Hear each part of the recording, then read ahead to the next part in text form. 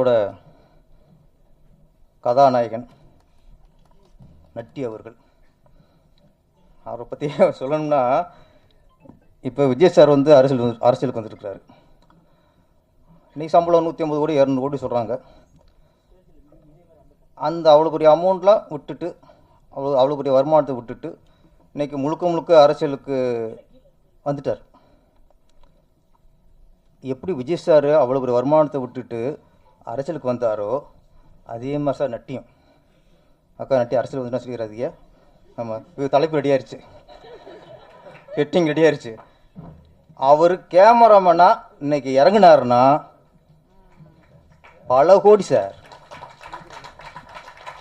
இன்னைக்கும் இந்தி படங்களில் இன்னைக்கும் அவ்வளோ எதுவும் இருக்காங்க, கூப்பிட்டு இருக்காங்க. அவர் பிழைக்க தேவை மனுஷன் வருது